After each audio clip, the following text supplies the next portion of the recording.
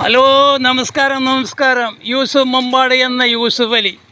ഇതാ ഈ വിഷയത്തിനെ പറ്റി ഞാൻ ഇന്നലെ ഒരു ബ്ലോഗ് ചെയ്തിരുന്നു, കണ്ടില്ലേ? നാട്ടുകാരെല്ലാവരും കൂടി പ്രതിഷേധമായി. അവസാനം ഇപ്പോൾ ജയിച്ച് വന്നപ്പോൾ പ്രസിഡൻ്റല്ല, എന്നിരുന്നാലും കൂടി കാഞ്ഞിരാല സെമിനാറോട് പരാതി പറഞ്ഞു.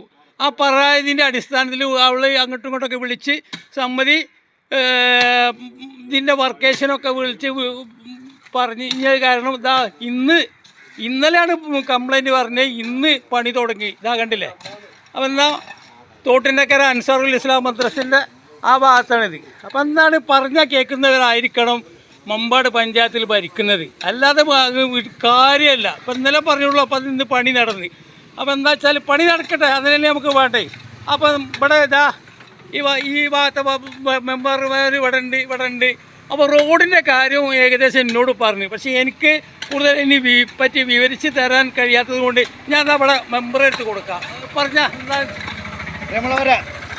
നമ്മൾ ഇതിന് ഫണ്ടും കാര്യങ്ങളൊക്കെ അനുവദിച്ചിട്ടുള്ളതാണ്. ഞങ്ങൾ മെമ്പർമാരെല്ലാവരും കൂടെ കൂടിക്കാണ്ട് നമ്മുടെ തോട്ടിൻ്റെ അക്കര കൂളിക്കൽ റോഡ് ഇതിന് ഫണ്ടും കാര്യങ്ങളൊക്കെ അനുവദിച്ചതാണ്.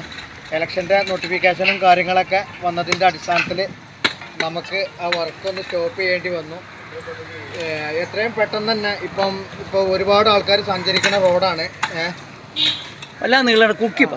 ഒരുപാട് ആൾക്കാർ സഞ്ചരിക്കുന്ന റോഡാണ് ഇത്, നമ്മളൊക്കെ നടക്കുന്ന റോഡാണ്. അപ്പം എന്താ വെച്ചാൽ റോഡിൻ്റെ പണി അടുത്തന്നെ തുടങ്ങും.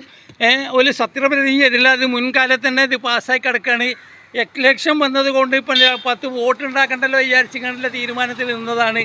അതുകൊണ്ട് ഇത് കഴിഞ്ഞ ഉടനെ തന്നെ കുട്ടികൾക്ക് പരീക്ഷ അതുകൊണ്ട് പരീക്ഷ കഴിഞ്ഞിട്ട് ഉടനെ തന്നെ ശരിയാക്കും എന്നാണ് പറയുന്നത്. എന്നായിക്കൂടെ തൽക്കാലം നിർത്തുന്നു. നമസ്കാരം എല്ലാവർക്കും.